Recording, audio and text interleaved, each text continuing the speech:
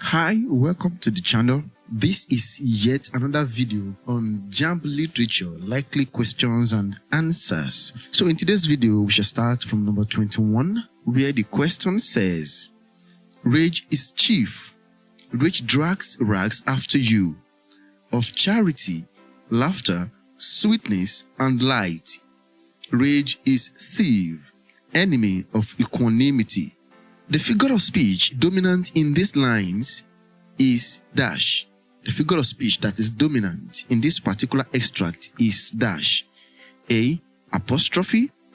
B. Personification. C. Metaphor. D. Simile. Looking at the extract, rage is chief. Rage drags rags after you. Option A is apostrophe. Apostrophe occurs when a non-human entity or someone that cannot hear you is addressed as if the person could hear you or the person is present. That is apostrophe. It is definitely not apostrophe. Personification. Personification is when a non-human entity is made to do things that only a human being could do. C says metaphor. Metaphor is just an indirect comparison. Then simile, or would we use as or like for simile? Of course, that is not in this particular extract. Now looking at the extract, the correct option is personification, where we have rage is chief, rage drags rags after you. The fact that rage drags rag, that is personification and other elements. Now, although we have the elements of metaphor in the extract, rage is chief, rage is thief. These two lines are metaphor. But then the totality, the overall dominance of the poem is personification, not metaphor. To the next question, we have this extract. Not a few of us ended our application letter like this. If you are kind enough to accommodate this humble application, sir or madam, I shall do my uttermost best to render you the greatest services, which it is at my disposition to your best satisfactory. Yours obediently, servant. Yet without English, you had no education fit for the white-collar job. Extracted from Cameron Dowdu, The Gap Boys. The tone of this passage is melancholic, ironic, harsh, derisive. Take a look at this extract again. I want you to take your time to read it so you could see the errors. You may pause the video so that you could read it very well. Take your time to read it.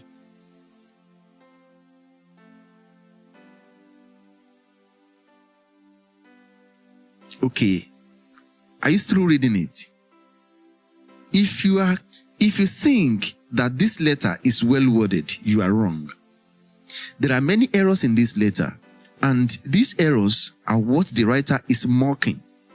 The author ridicules the seemingly educated, the seemingly erudite but erroneous letter. Despite the sincere effort, the poor language of the writer undermines the goal. Now let's see some errors in the letter. Look at the spelling of accommodate. The spelling is wrong? Yes, we should have 2 letter M instead of 1. Consider the expression my uttermost best. That is tautological. It is either I shall do my utmost or I shall do my best. Look at this particular group of words. To rendered. It is also incorrect. The past or the past participle verb cannot come after the preposition to. It is only a bare verb without any inflection that could come after the preposition to. So to rendered is wrong. It should be to render.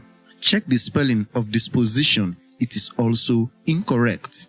The word disposition is spelled D-I-S, not D-E-S. To your best satisfactory is not an expression that sits well grammatically. It should be to your best satisfaction. This particular letter is filled with errors. Although it sounds seemingly correct, seemingly nice, seemingly well worded, but it is filled with tautology. The last sentence from the writer says it all. Yet without English, You had no education fit for a white-collar job. This shows that the writer is trying to mock, is trying to ridicule the letter. The correct option is derisive, which means an expression of contempt or ridicule. The next question says, a trilogy is a dash.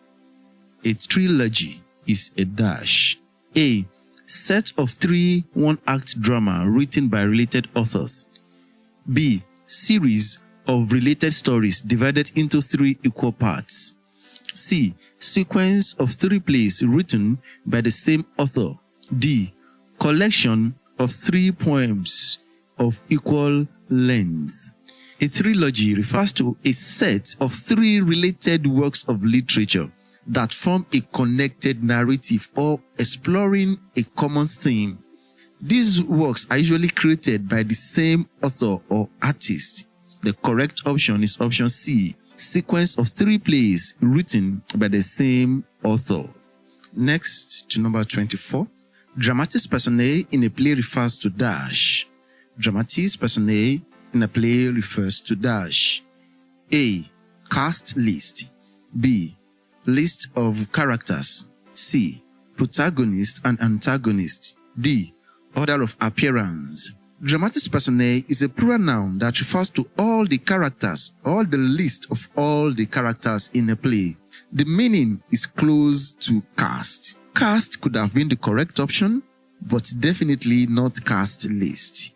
The correct option is list of characters. List of characters. The next question says, she swallowed it all, just like a nasty pill. Just like a nasty pill. The literary device employed here is alliteration, metaphor, simile, apostrophe. The correct option is simile. Just like a nasty pill. Let's go to the next one, to the next question, 26. My heart is a quiet drum. Sometimes it flares like a parched thunder cracking through a damask sky. It lifts me in its fired spectacle. The imagery in the excerpt above is largely A.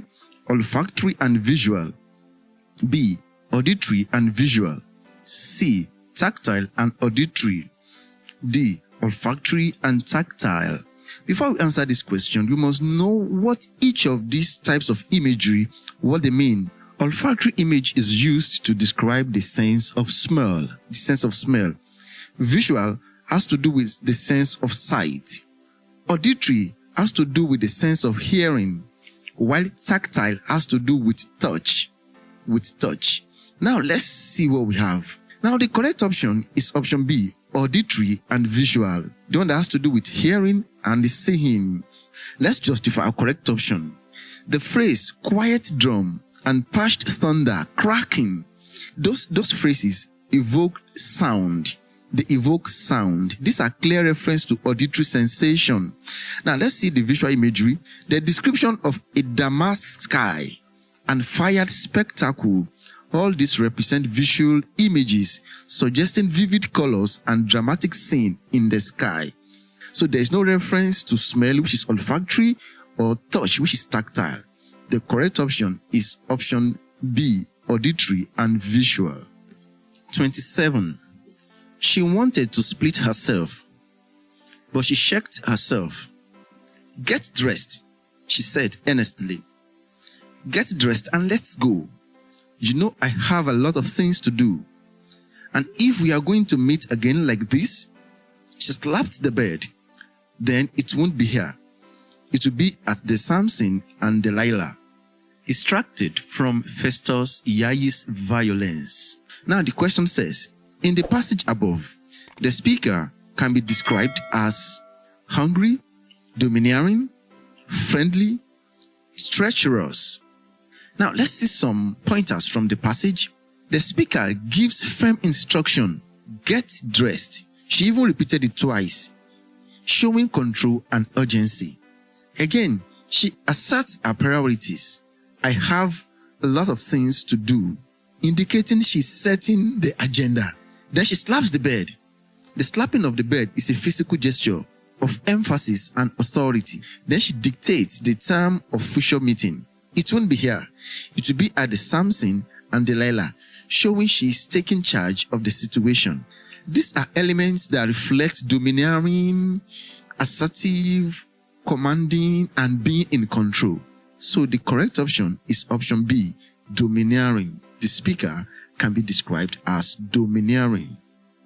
In number 28, the exclusive right given to authors to protect their works from unlawful production is A, an authority to write, B, a copyright, C, an author's right, D, a constitutional provision. Well, the exclusive right given to authors to protect their works from unlawful production is a copyright.